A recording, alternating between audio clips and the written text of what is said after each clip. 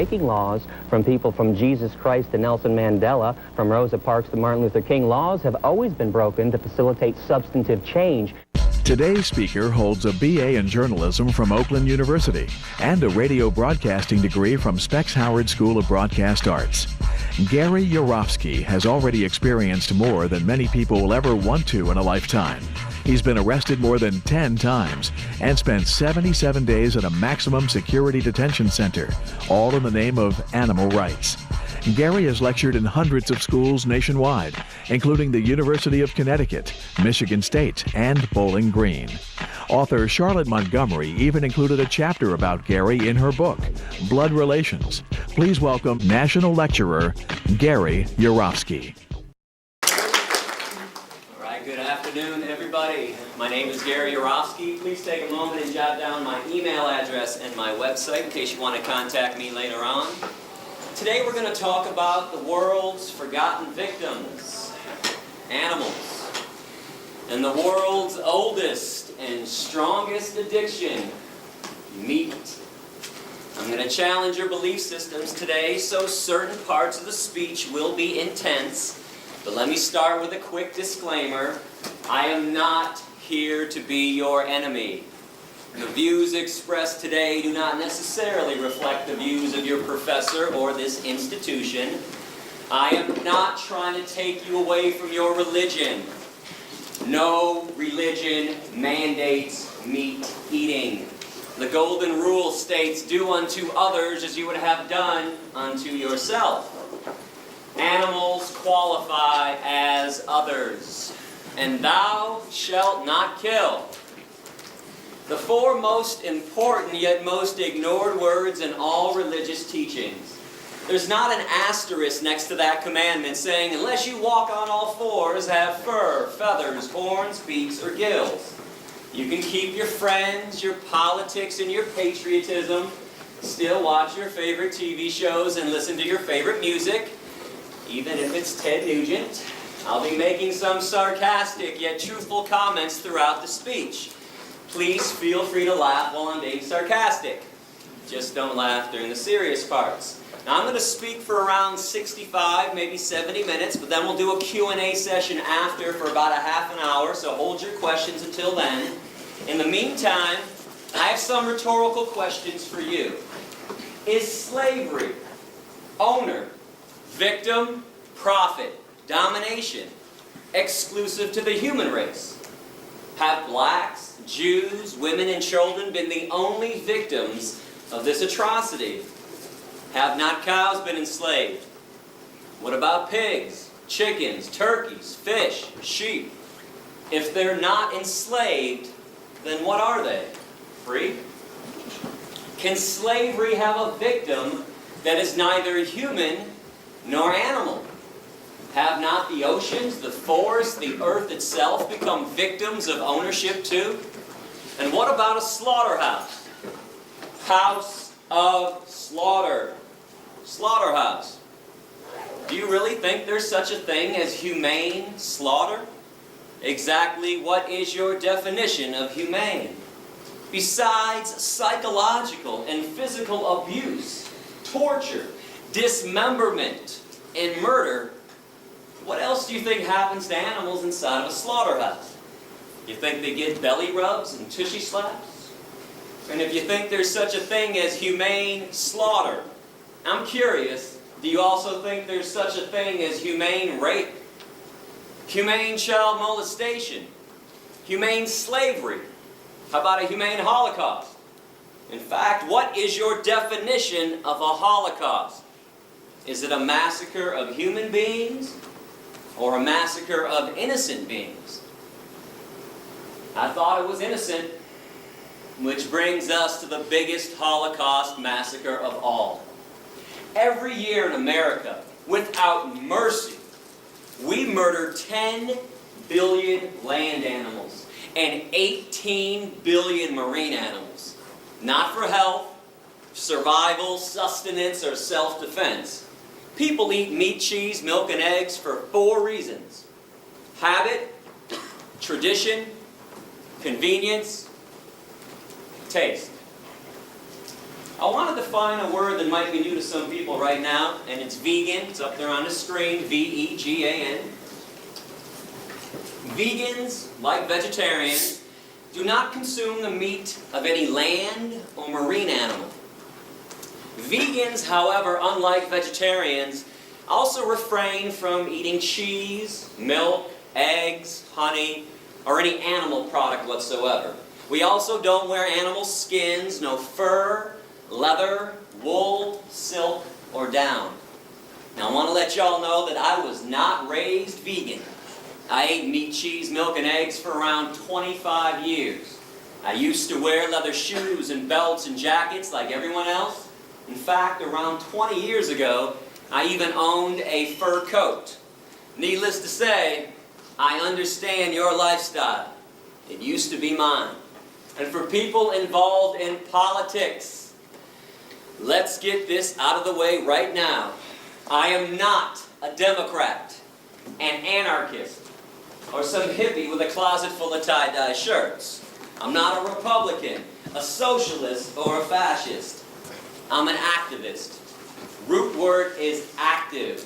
I've been banned from 5 countries so far and arrested 13 times for random acts of kindness and compassion on behalf of my animal brothers and sisters. If you want to read up about that, check out my website. And today, I would love to give you a chance to actually do something and truly get involved. Because I understand a lot of people want to get involved. Honestly, I do. But putting a coexist bumper sticker on your car, wearing a "What Would Jesus Do" bracelet, or sporting a peace and love and sunshine t-shirt, that is not getting involved. I understand that we're all on a journey in life. We all have different likes and dislikes, different nationalities and religions too. But there's one thing that we need to have in common with each other, and that's peace. Genuine compassion and genuine peace for our planetary companions. Contrary to political and religious dogma, animals do not belong to us. They are not commodities. They're not property, and they're not inanimate, stupid objects who can't think and feel. That Descartes Cartesian way of looking at animals like they're machines, it is outdated and, quite frankly, 100% insane. Because if we all understand that animals can use their eyes to see, ears to hear, noses to smell, mouths to eat, legs to walk, feathers to fly, fins to swim, genitalia to procreate, bowels to defecate, I'm always perplexed that most people don't believe that they can also use their brains to think, feel, be rational, be aware, and be self-aware. Am I supposed to believe that every body part on an animal functions just like it's supposed to? Except the brain? Those lies are thick. The propaganda from the animal abusers is enormous. I mean, when was the last time you turned on TV and saw a commercial for shiitake mushrooms? People singing and dancing down the streets, having a good time, eating mushrooms. How about alfalfa sprouts? Quinoa. It's a seed. Radishes. Raspberries. Tofu. You don't see that stuff advertised on TV. What do you see instead? Have some more meat. Have some more cheese. Have some more cheese on your meat. Meat, cheese, double cheese, extra cheese. And how about a little more cheese with your meat? Have some more cow's milk. Have some more eggs. And then what do you see interspersed between those advertisements? Not feeling so well? Need to see a cancer specialist? How about a heart doctor? Need some Lipitor, Zocor, Crestor, Plavix? Need some diet pills? How about some energy drinks? Some Kaopectate, Tums, Pepto-Bismol. You've been duped. They're killing you, they're killing the animals, and they're killing this planet. And those blinders are on nice and tight. But if you give me an open mind today, that's all I ask for, an open mind, I'm going to take your blinders right off. My goal is simple. All I want to do is reconnect people with animals. Awaken some emotions and some feelings and some logic that has been buried and suppressed intentionally by our society. And the reason why I say reconnect, it's because each and every person in this room used to be a real animal rights person at one time, a true animal lover, and a real friend of the animal kingdom. And it's when we were kids. When we were young, when we were kids, man, we used to be in awe of animals. They used to make us laugh and giggle and smile. They made us pretty happy. And there was a time in our lives when we would do just about anything in the world to make them happy as well, to protect them from cruelty, or to at least acknowledge the cruelty they were receiving. I mean, if somebody was mean to an animal in front of us when we were little, we would have screamed and cried. And that's because we all used to understand right from wrong when it came to the treatment of animals, until somebody told us and taught us differently.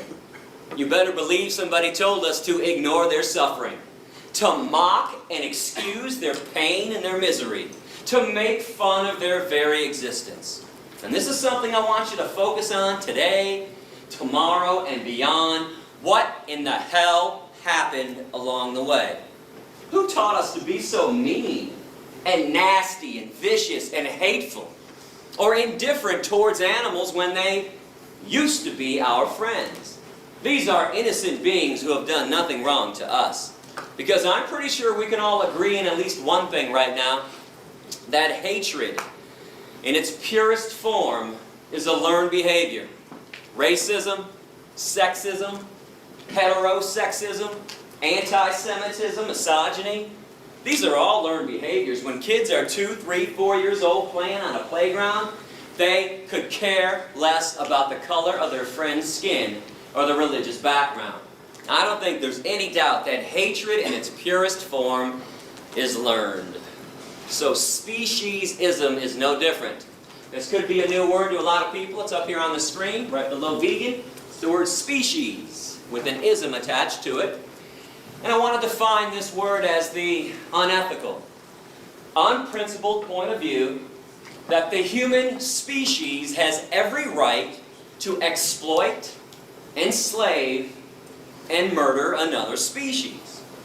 And all because we believe that our species is so more special, so more superior than the other ones. We're the only ones that count, and we're the only ones that matter.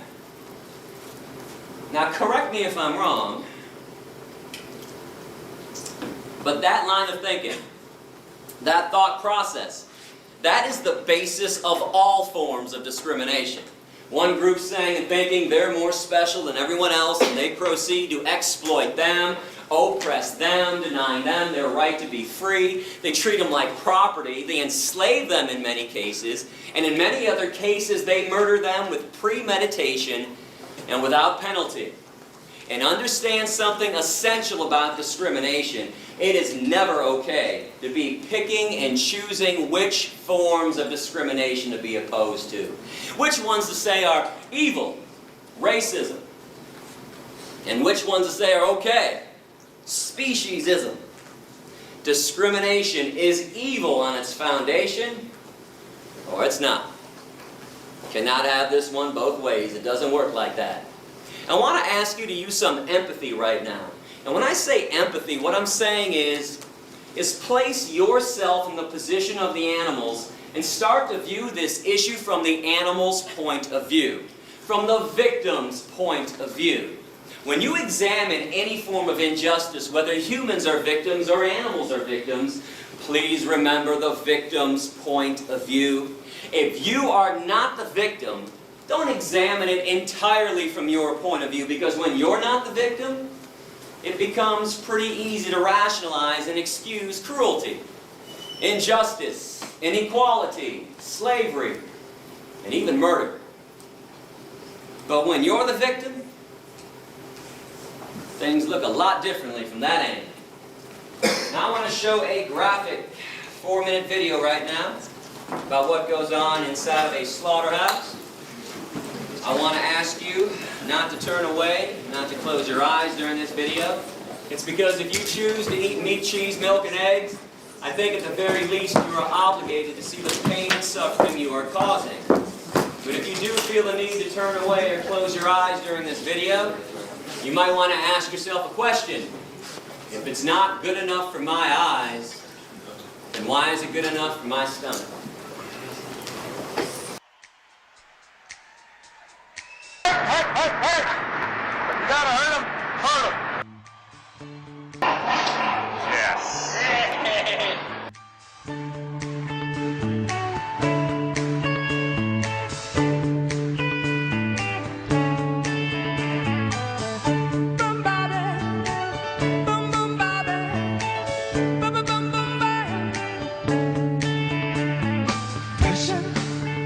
Pushing down on me, pressing down on you. No man has fallen under pressure.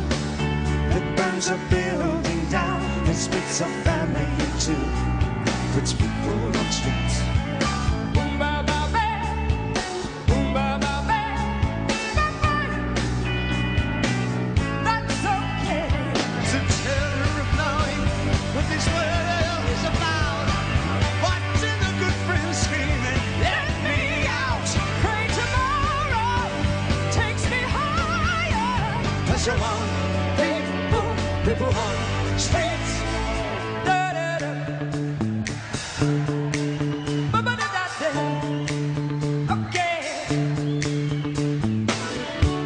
Jumping around, kick my brains across the floor. These are the days it never rains, but it pours by. Ba ba da ba.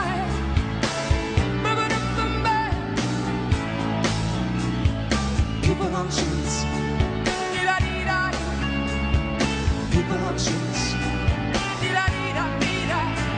It's the terror of knowing what this world is about. Watching a good friend screaming, let me out. Pray tomorrow takes me higher. Pressure on people on streets. Turn away from it all like a blind man. Sat on the fence, but it don't work. Keep coming up with love, but it's so slashed and torn.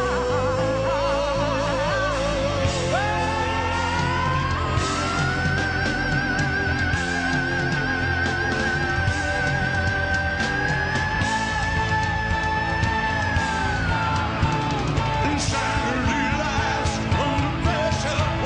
Why can't we give love one more chance? Why can't we give love now one more chance? Why can't we give love, give love, give love, give love, give love, give love, give love? This love's such an old-fashioned word, and love dares you to care for the people on the edge of the night, and love dares you to change our way of caring about ourselves. This is our last dance. This is our last dance. This is ourselves under pressure. Under pressure. Pressure.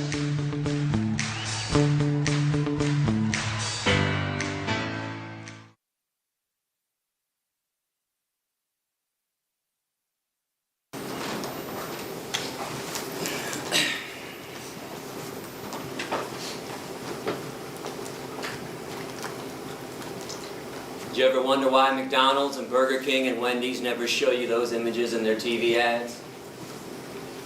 Instead, they show you smiling cartoon caricatures of animals singing and dancing and playing, lying to you, brainwashing you, programming you not to care about things you would normally care about, things that you used to care about. Right now, at this very moment, on American highways, there are no less than 5,000 concentration camp trucks. Trucks that we've constructed. Inside these trucks, there are living, terrified, innocent beings. Cows and pigs and chickens. These trucks are being driven to concentration camp slaughterhouses that we've carefully constructed all across America.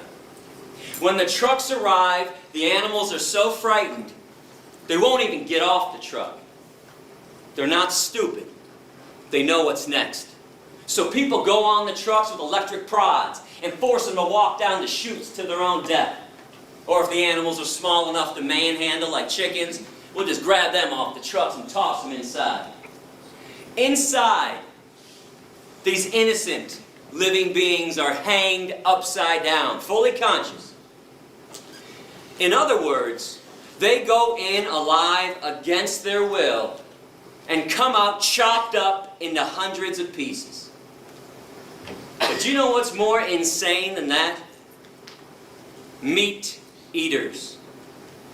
Walking around like their lifestyle isn't causing any harm. Like it's normal and natural to be consuming violence and death. How would you feel if the day that you were born, somebody else had already planned the day of your execution? That's what it's like to be a cow, a pig, a chicken, or a turkey on this planet. I think this type of behavior is inexcusable and unbecoming of a species that claims to understand right from wrong. The animals have not done one single thing to us to deserve the wrath and the cruelty that we hurl on them. And I hope y'all understand what I'm offering you today. When you hit the door after my speech, are you aware that for the first time ever, you can now directly participate in ending a massacre? Instead of sitting around and paying lip service to all the massacres and all the problems that are always going on this planet.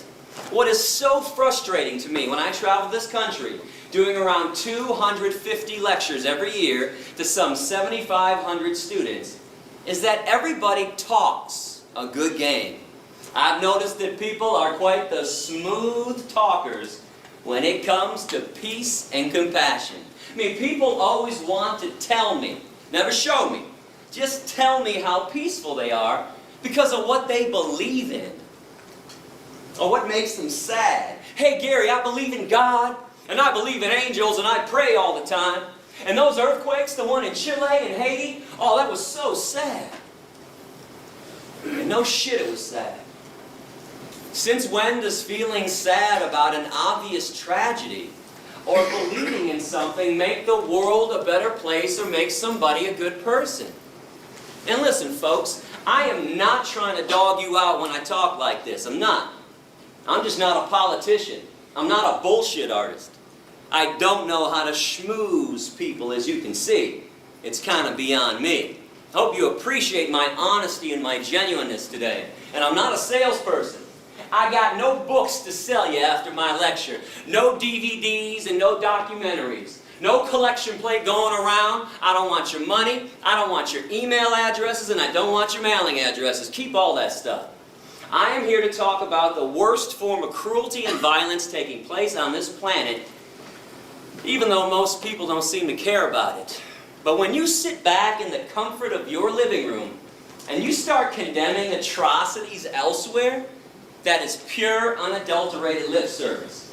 That's the definition of lip service. But veganism, this is now a chance to actually walk the compassionate talk that everybody's always talking about. This is your chance to show others how truly peaceful you are.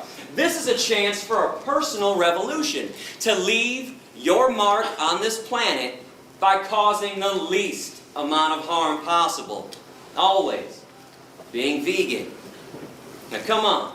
What's the argument for not causing the least amount of harm? Inconvenience? Indifference? Apathy? selfishness. I want you to know, I don't live in Fantasyland. I'm well aware that animals are suffering and dying just because we're here on the planet with them. We build homes through their habitat. We pollute their environment, destroy their habitat. Is there a reason we have to maximize the suffering and maximize the cruelty and the death that they already endure by eating them on top of it all? You want to talk about pouring salt into somebody else's wound. 98%, and I repeat this stat, 98% of animals who are abused and killed on this planet are abused and killed by the meat, dairy, and egg industries. This is where all the harm is taking place. And in America, from birth until death, each meat eater consumes around 3,000 land animals and thousands of other marine animals. Those are USDA stats. And I seem to think a lot of people eat animals because we've all been told that humans are carnivores, we're omnivores, we're meat eaters, and we're supposed to be doing this. Are you aware that physiologically, the human body is actually 100% herbivorous? Plant eaters. The length of our intestines are somewhere between 7 to 13 times the length of our torso, our trunk. That's the same length of all herbivore animal intestines on this planet. They're very long. But the length of the intestines on real meat eaters, hyenas, coyotes, bears, tigers, and lions, only 3 to 6 times the length of their torso. They have a short intestinal tract so they can push through quickly decaying and rotting animal flesh, animal protein, cholesterol, saturated fat, trans fatty acids, which is why it is impossible, I repeat, impossible for any genuine meat eater to ever clog their arteries. Never happens to a real meat eater. What's the #1 killer of humans who choose to eat meat, cheese, milk, and egg?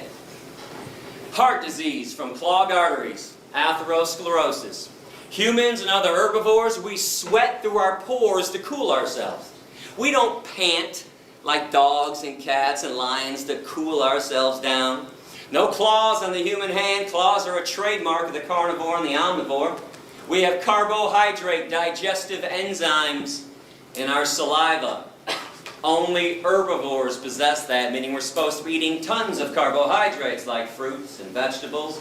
Our teeth, broad, short, blunt, flat, just like the teeth of other herbivores. And before somebody blurts out, "Hey Gary, what about these canines, dog?" Most of the herbivores have canines, incisors, and molars. It would not be possible for us to be eating hard fruit like apples without those teeth. Our lower jaw goes from side to side in a grinding, chewing motion like this. We grind and chew when we eat. If you grind and chew when you eat like you all do, you are an herbivore. The jaws of carnivores and omnivores can only go up and down, vertically, rip and swallow. There's no chewing, grinding, side-to-side action. And I'm a fair guy. I mean, if somebody out there truly believes that humans are meat eaters, I'll give you 2 challenges to prove me wrong after class, and please do so if you want. I want you to go outside and locate a squirrel on campus. And when you spot that squirrel, put that carnivore speed into effect that everybody has and chase that squirrel down, pounce on him, and catch him in your mouth. No tools, no weapons, no cages. No one's allowed to be a cheater and a fake carnivore with this challenge. And when you are done killing the squirrel in your mouth, be my guest, eat the squirrel. Eyes, nose, face, toes, tail, anus, inner organs, blood, fur, and don't forget about the brains. You don't get to pick and choose which body parts you want to eat, and you don't get to cook it either. If people want to be real meat eaters, I'd love to see people eat raw flesh from the bone, down to the bone with nothing left but the bones, day after day after day. And challenge #2, find a 2-year-old child. Place the child in a crib. In the crib, put 2 things: a live bunny rabbit and an apple. If the child eats the bunny rabbit and plays with the apple, send me an email, would you? Let me know, because I'm going to come back and buy everyone in this room a brand new car if that happens. Benzes and Beamers, leather interior too. In fact, next time I'm at Georgia Tech, if that happens, I will eat a steak sandwich in front of everybody, chase it down with a chili dog with extra cheese, a bucket of ice cream, and a bag of beef jerky too. And I'll take the jerky and I'll dip it in the ice cream and eat it like that. Now I would not hold my breath on these promises, not that I won't fulfill them, I'm a man of my word, but those things cannot and will not be happening because humans also possess 0 carnivorous instincts. 0 omnivorous instincts when we're born young and growing up. We're all born vegan. We just acquire a taste for meat, cheese, milk, and eggs after they're forced down our throats during childhood.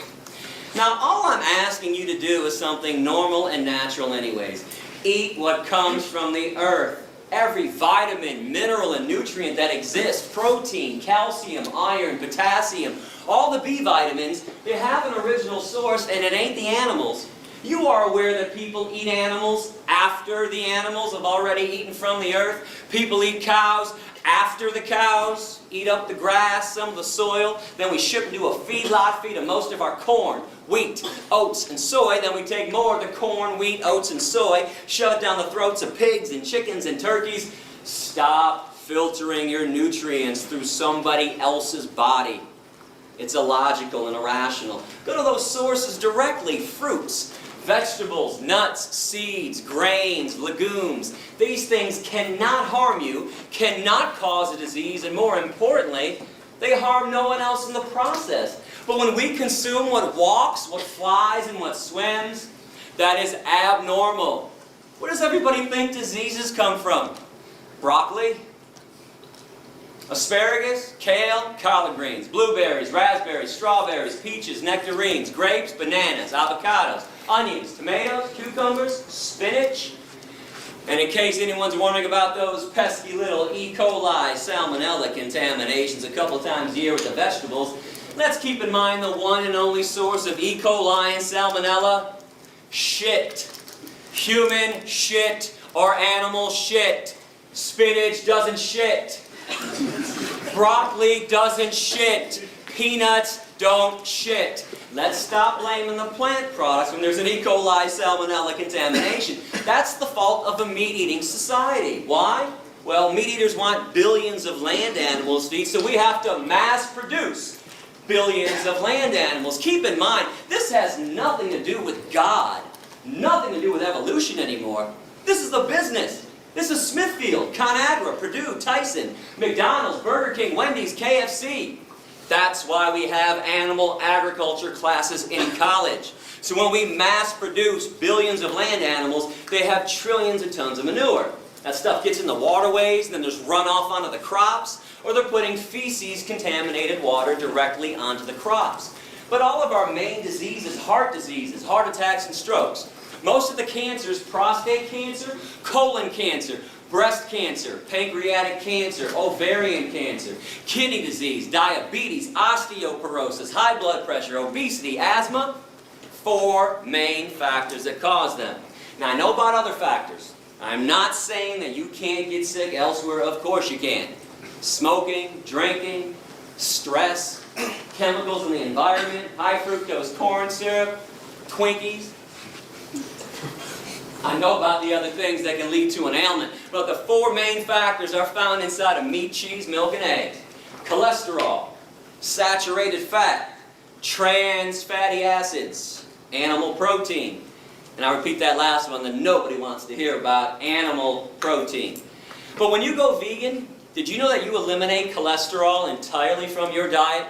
You can only get cholesterol from meat, cheese, milk, and eggs. And your body makes cholesterol on its own. That's the only such thing as good cholesterol. If you bring it in from an outside source, it's automatically bad cholesterol. You can take out around 95% of saturated fat when you go vegan, and you can take out all the naturally occurring trans fatty acids too. Keep this in mind: between 2 to 9% of all meat and all dairy naturally comprised of trans fatty acids. And you can obviously take out all of animal protein. Now, animal protein is way too acidic for the human body.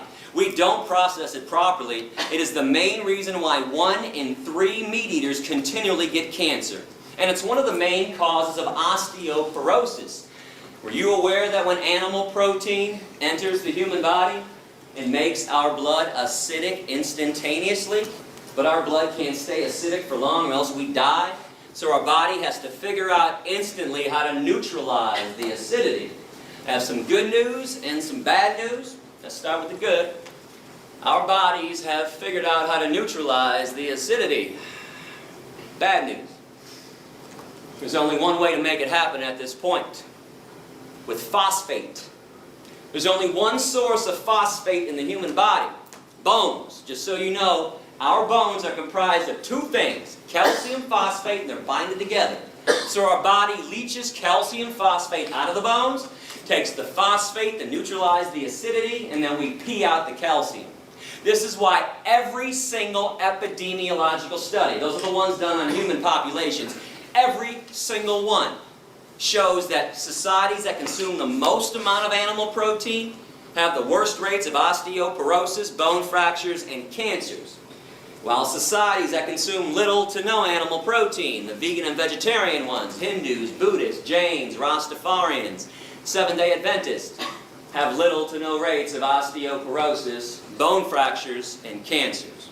And so we don't get into a debate during Q&A about different medical studies that are out there. A lot of times when people know I'm coming to class in advance, well, they'll spend a few hours online looking up studies, print it out, wait for Q&A, and go, "Hey, Yourofsky, I got a study here that contradicted everything you told us today." What's up with that? Well, here's what's up with that.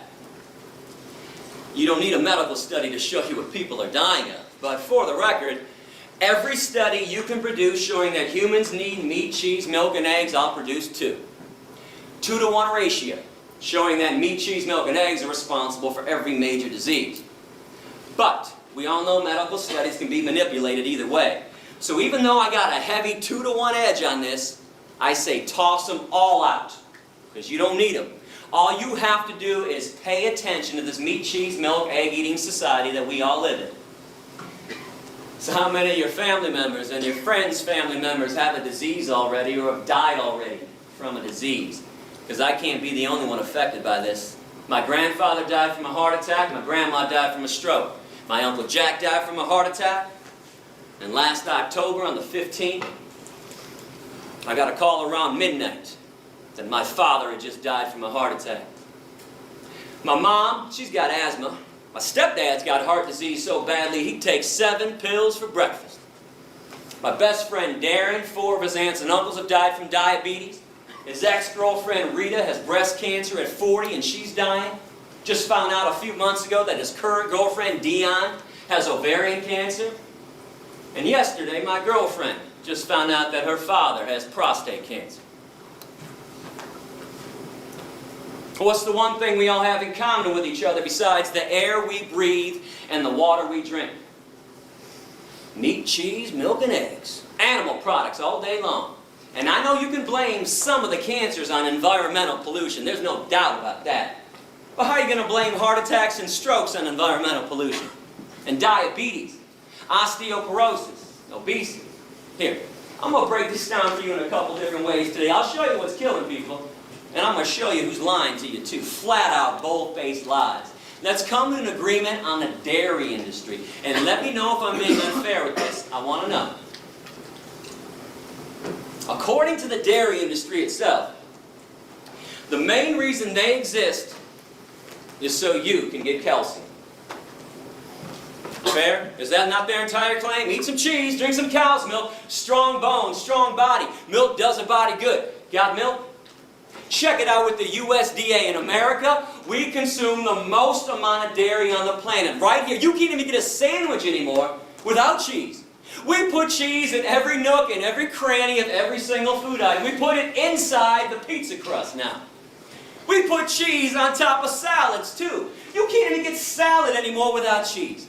And if you're lucky to find salad minus the cheese, what's the first thing people say to the waiter? Hey, can I get some ranch? Or some Thousand Island? Can you pour some dairy on these vegetables for me? So in this society where everybody is hooked on cheese, I mean hooked like it's been laced with weed, crack, ecstasy, morphine, and the antidote. Most people can't even fathom one meal, let alone one day or a lifetime without cheese. In fact, if you want to know why vegetarians never go vegan, cheese. Cheese on a baked potato, cheese on a broccoli, cheese on everything in sight. Even lactose intolerant people eat cheese. And I don't care what anybody says about this, they might avoid straight up cow's milk, but slap a double cheese pepperoni pizza down in front of a lactose intolerant person, no hesitation, right down the hatch. So we got all these animal products coming into our diet. Do you ever wonder why there are no less than 3 TV commercials being run for calcium supplements? Actonel, Boniva, Citracat. You've got to be kidding me. Calcium supplements in America? How come there's osteoporosis at all? How come at the vitamin stores, I say plural stores, because when I travel the country, boy, meat eaters pull me aside all the time and say, hey Gary, we eat meat because you get everything you need from meat. All the vitamins, all the minerals, all the nutrients. Well, how come in this meat, cheese, milk, egg eating society that we all live in, every city has not only 1, but 2, 3, 4, 5, or 6 vitamin stores? How come Rite Aid, CVS, and Walgreens now have complete vitamin sections too? With a whole shelf devoted to calcium supplements. I thought everybody was getting calcium from the animal products. That's what the meat and dairy people say. Newsflash, you don't. Animal protein won't allow it. Animal protein makes your blood acidic, so your body takes calcium phosphate out of the bones. Phosphate to neutralize, calcium gets excreted through the urine. There are 4 commercials for fiber. Metamucil, Fibercon, FiberSure, and Betafiber. If people ate a friggin' apple or a pear once in a while, nobody would need help taking a shit. Now pay attention and look around and see what's going on. Now with all this being said, we've established the 4 reasons why people eat meat, cheese, milk, and eggs. No debating, no discussing it. Habit, tradition, convenience, taste good. Yeah, I know why people do it. I did it for 25 years myself. We don't do this to be ethical and stay healthy. That's obvious. And we don't do this to help the environment out either. 2 quick things on the environment. And by the way, go to my website, click on All About Veganism, click on the environment section. World hunger and environmental pollution. Root cause of world hunger, meat-eating societies. 65% of the world's grains are set aside every year to feed 53 billion land animals that are killed every year on this planet. And tens of billions of marine animals. We got fish farms nowadays.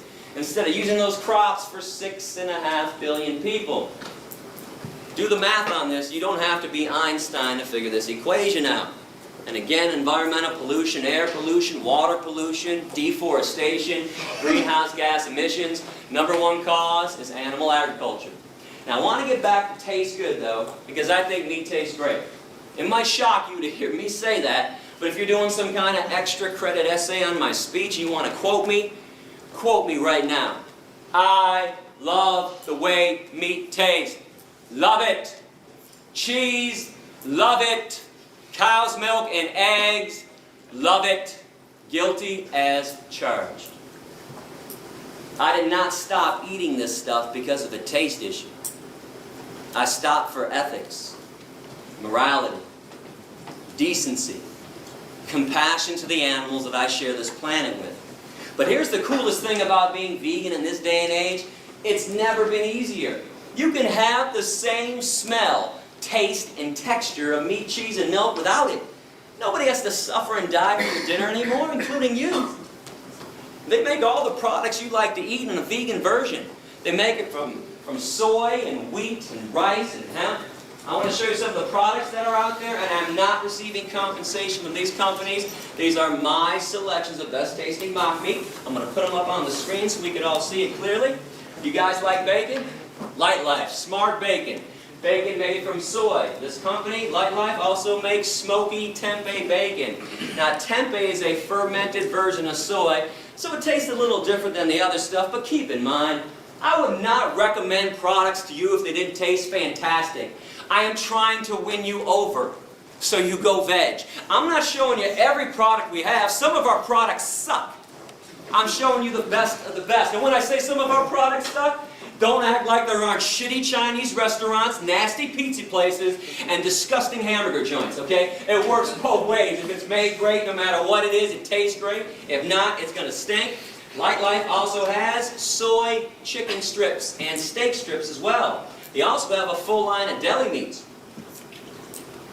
Turkey, bologna, and ham. You cannot tell the difference by sight, taste, or texture. A small company called Melissa's has chorizo, vegan chorizo. Energy bars, like Cliff Bars, Luna Bars, and a new bar just came out called Pro Bar. Might not have seen that one yet. They're all vegan, and many other companies have a vegan energy bar as well. Now remember, when you go veg, you don't give up anything. You got the vegan version of stuff, or eat things that are truly natural, like fruits and vegetables, or beans and lentils. You like turkey?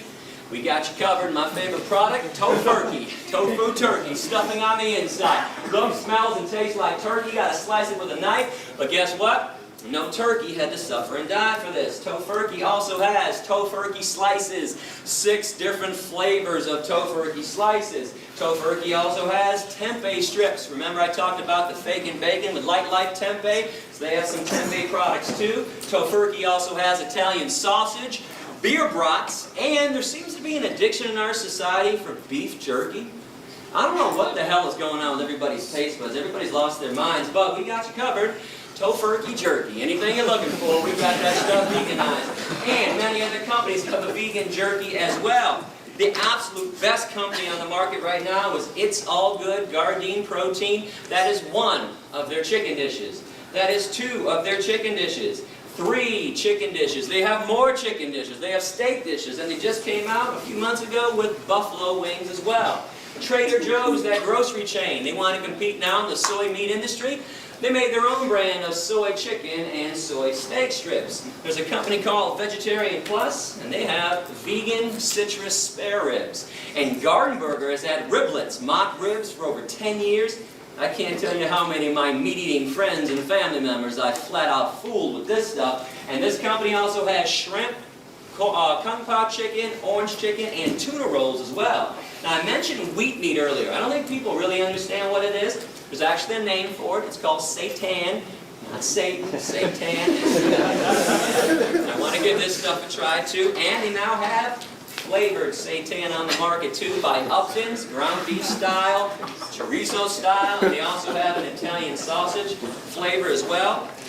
Some other favorite companies, Nate's Meatless Meatballs. Now I know you guys have seen veggie burgers before, probably Boca. But if you don't like Boca, good news, there's Amy's, Morningstar Farms, Dr. Prager's, Sunshine Burgers, and Garden Burger, all the different taste and texture. If you're looking for no soy, different kind of mock meat in your diet, new company called Bahama Rice Burgers, burgers from rice. They also have sausage and meatballs made out of rice as well. Another company with a no soy, different kind of mock meat taste. A small company from Cincinnati called 5 Star Foodies has artichoke burgers. My new favorite veggie burger by far, burgers from artichokes. They also have a harvest roast. It says vegetarian, but it is vegan. It's a fake turkey with fake skin around it too. Now Amy's is on the market. I know you've seen her stuff. She's got a ton of stuff, but keep in mind most of her stuff is only vegetarian. Still has eggs and cheese and other animal byproducts in there, but one of her vegan stuff, tofu scramblers, a fake egg, a Hot Pocket that actually tastes good and it's good for you too. Amy's also has rice macaroni with Diet Cheese, a brand new vegan cheese on the market. Diet Cheese, which you can find in Whole Foods right now, comes in 2 different flavors. A lot of people are going crazy for the Diet Cheese. I still like Follow Your Heart, which has 4 different flavors of vegan cheese, comes in a big block and it melts. Now sometimes you got to be creative with this stuff. Light Life also has vegan pepperoni, which is ready to eat directly out of the bag. If you get some of this vegan pepperoni, Buy yourself a Tofutti pan pizza with Tofutti soy cheese on it. Tofutti also has cream cheese, sour cream, and ice cream as well. Before it goes in the oven or after it comes out of the oven, slap some pepperoni on there, you got yourself a pizza.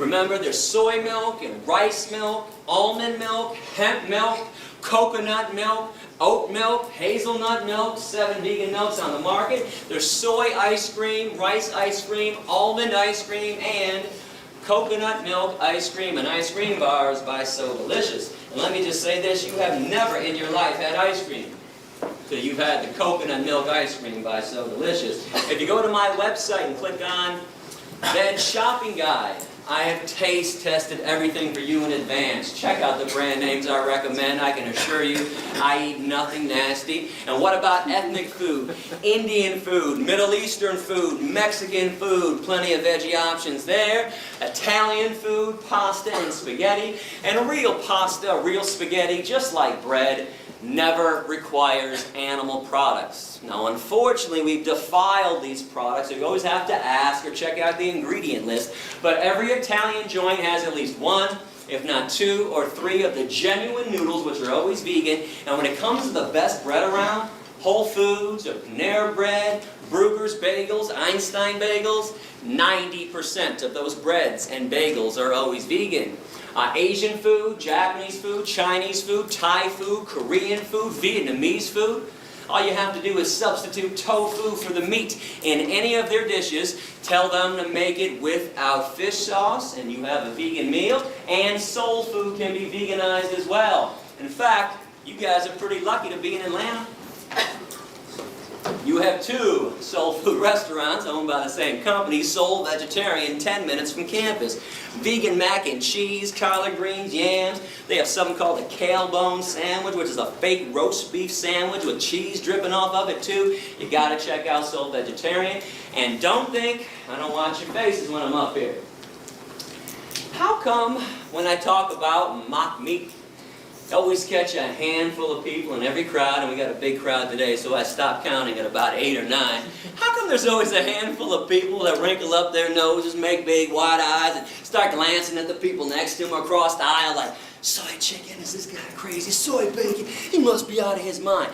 How come this stuff that is made of soy, wheat, vegetables, grains, and spices, no chemicals, contrary to the lies being spread about these products by the meat and dairy industries, how come this stuff is considered gross to most people, but meat? Meat's got 5 components. Let me break it down for you. Blood, flesh, veins, muscles, and tendons. The cut-up corpse of a dismembered body. How does meat not qualify as gross and disgusting to everybody? How in the world is a beverage, a liquid that oozes out of the udders of cows, a secretion that drips from the mammary glands of another being, that's loaded with pus, by the way? Oh yeah, let me tell you about the pus in your cow milk. It'd be my pleasure. When you hook machines up to the udders of cows 3 times a day to suck them dry, those machines cause massive amounts of infections on the inside and outside of the udder.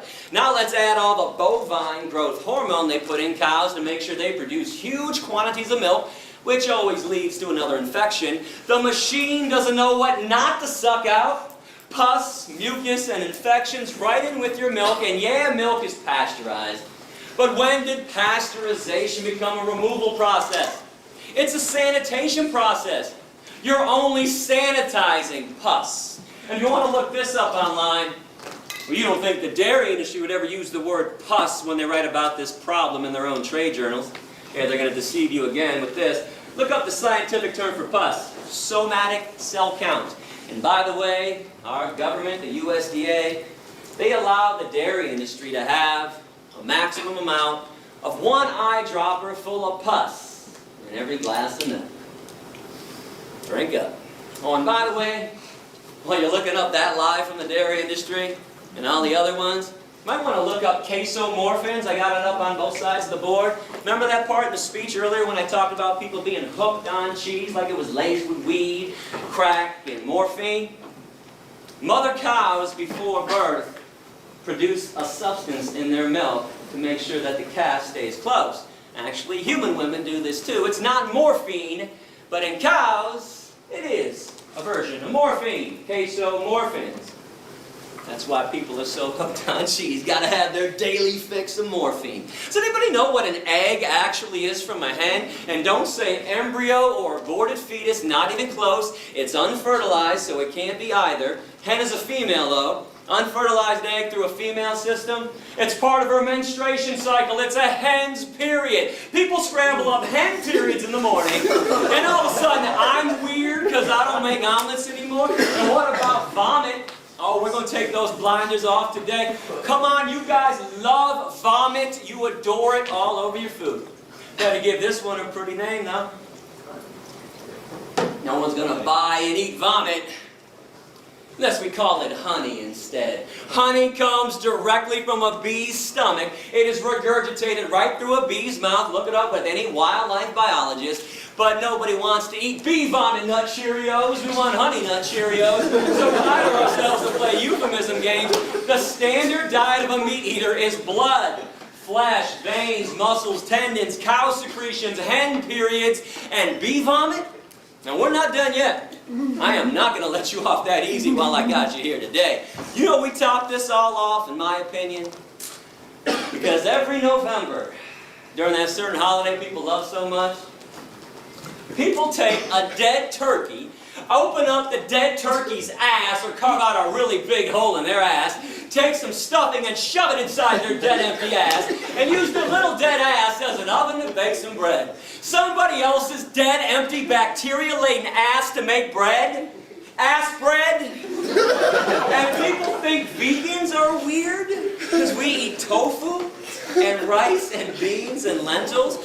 I tell people one of my favorite meals nowadays, yams.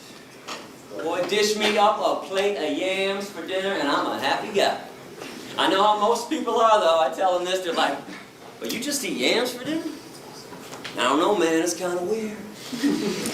Okay.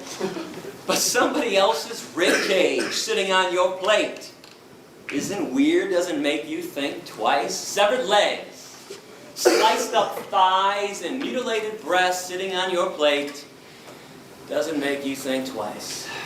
And you want to know why?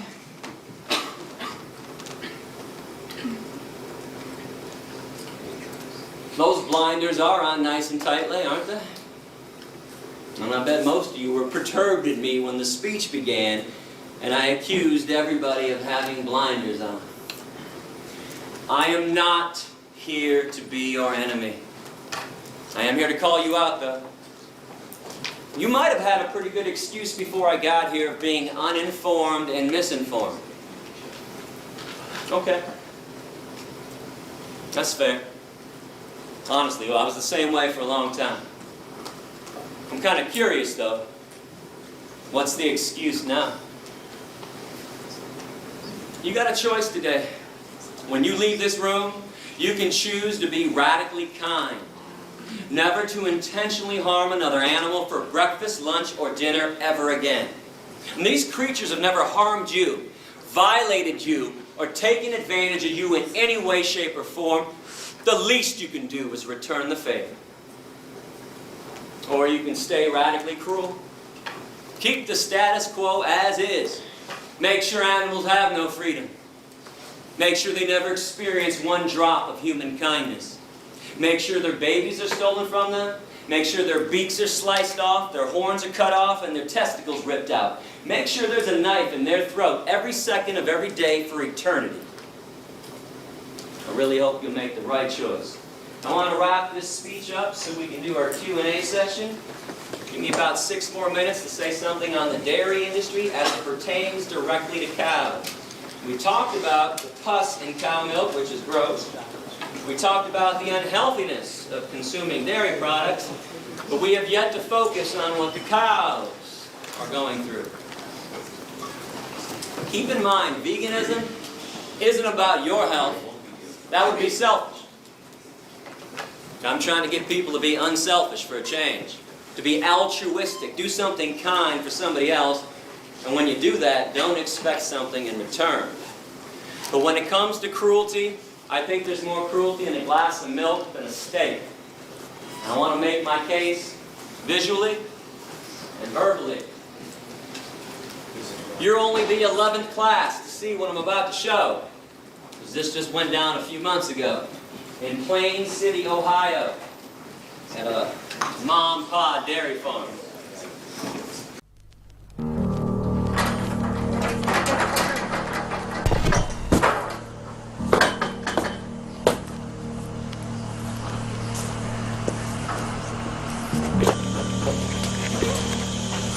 There we go. Yeah.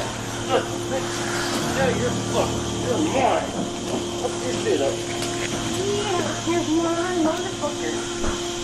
Yeah. Yeah, fucking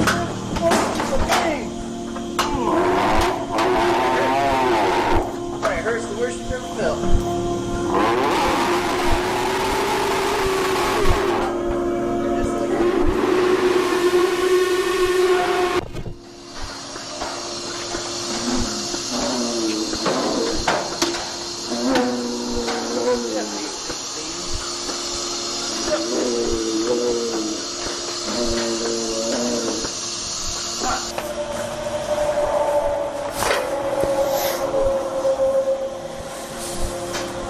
Oh, you're a bullying underwriter, dude.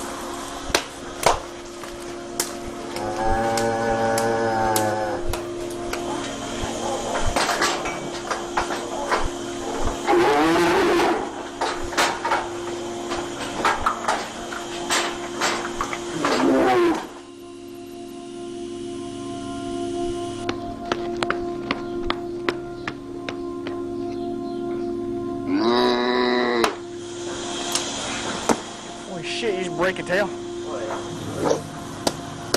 Stand the fuck still, fucker. I get going, it's just like, oh, this feels good. We'll keep fucking it. Come on, get your head out of there. We beat the fuck out of this guy. We stabbed her, broke her tail, kept stabbing her ass, beat her. Next day, Gary said we're gonna send her a beef because she had mastitis power. Couldn't get her in the parlor. We beat the fuck. I mean, I drug that cow over a barn baby and I beat that fucker till her face was like this big around.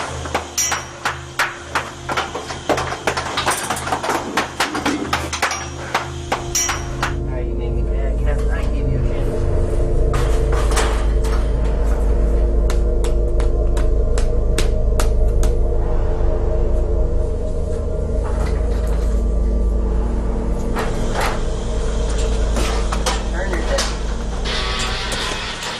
Turn your head, fucker.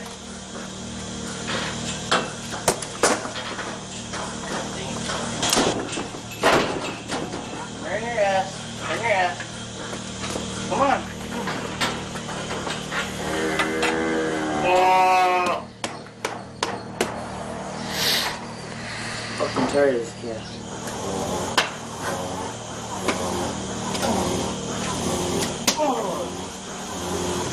Oh, I got it bad.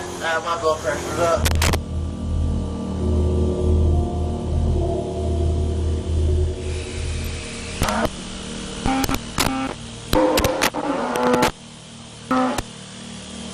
If I don't think they're feeling any pain, I just keep going until the cow's like, "Ooh." I'm like, yeah, that's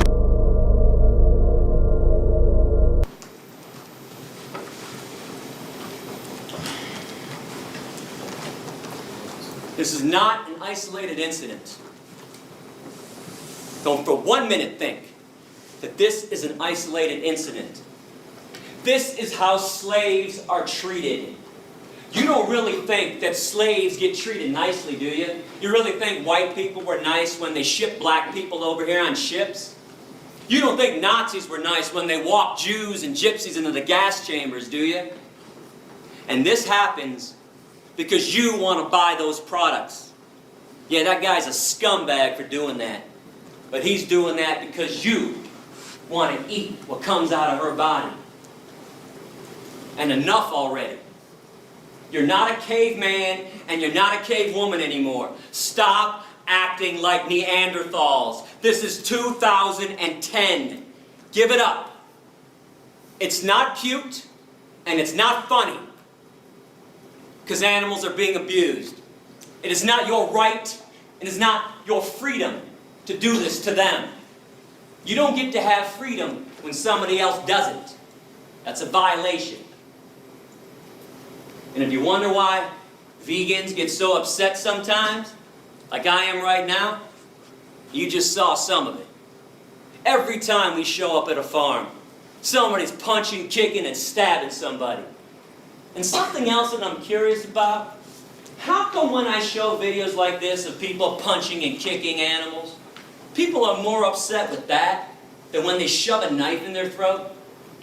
So even if you find a farm where they're not punching and kicking, when they shove a knife in their throat or put a bullet between their eyes, how is that not cruelty? Did you know that 90% of hamburger meat in America comes from the dairy industry? When cows no longer give huge amounts of milk after 3 to 7 years, slaughterhouse, no exceptions. If ever given a chance, cows can live to be 18 to 25. And cows are like all female mammals. I am not trying to talk down to you when I speak about animal issues. It's just that people don't think that animals go through the same things, the same emotions that you go through, that we all go through. In order for a female mammal to give milk, she has to be pregnant. Every year, every cow on every dairy farm is raped. A long steel device shoved in their vaginas to inject them with bull semen, or sometimes they use a bare hand. This forces the milk flow. And after she gives birth, babies are stolen. And let me tell you something, the worst scream I have ever heard, and I've heard them all firsthand. When I started finding out about this stuff, a little over 15 years ago, I was like everybody else. I didn't believe it was that bad. I thought everybody was exaggerating. But unlike everybody else who just blows it aside, brushes it off, I actually went to see what was going on. I spent 6 weeks at Thornapple Valley Pig Slaughterhouse in Detroit in 1993. I broke into animal research laboratories. I broke into fur farms. I went behind the scenes of every circus and every rodeo that ever came through Michigan. Worst scream I've ever heard. A mother cow on a dairy farm, as she screams and bellows her lungs out day after day for her stolen baby to be given back to her. And I can only imagine the same scream every woman in this room would make if somebody held you down after birth and stole your newborn baby from you. And why did they take babies away from their moms? Well, the dairy industry can't have little babies sucking up all that milk that was meant for them when they'd rather sell it to you instead. Every time you have a glass of cow milk, some calf is not. And mother cows make milk for one reason anyways. During Q&A we're about to have, you can ask me whatever you want. I'm no politician. Bring up anything. If you went online before I got here, saw my radical essays that got me kicked out of countries, bring them up. There's one question. I will not entertain them. You cannot ask me why cows make milk, thus if it's good for us. Shouldn't we be feeding it to our kids, Gary? Shouldn't we be having it? Nature took care of this one at the beginning of time. Cows make milk for their babies and for their babies alone. Case is closed forever, permanently. No debate, no discussion. They don't make milk for baby elephants, baby orangutans, baby hedgehogs, baby rabbits, baby rats, baby humans, adolescent humans, or adult humans. This body of ours has absolutely no need for cow milk, like it has absolutely no need for giraffe milk. And zebra milk and rhinoceros milk, hippopotamus milk, camel milk, deer milk, antelope milk, horse milk, pig milk, dog milk, or cat milk. The only milk that we ever need is our own mother's breast milk when we're born. That's it. And when we're done weaning, we never need one drop of milk ever again. No species on this planet needs milk after they're done weaning. But if you want to include some kind of milk in your diet like I do, let me reiterate the good news. Soy milk, rice milk, almond milk, hemp milk, coconut milk, oat milk, hazelnut milk. I promise you will like one of those 7 vegan milks. Remember, when you go veg, you don't give up anything. You got the vegan version of stuff, or eat things that are truly natural, like fruits and vegetables, beans and lentils and seeds. I want to thank everybody for listening with an open mind. I do appreciate that.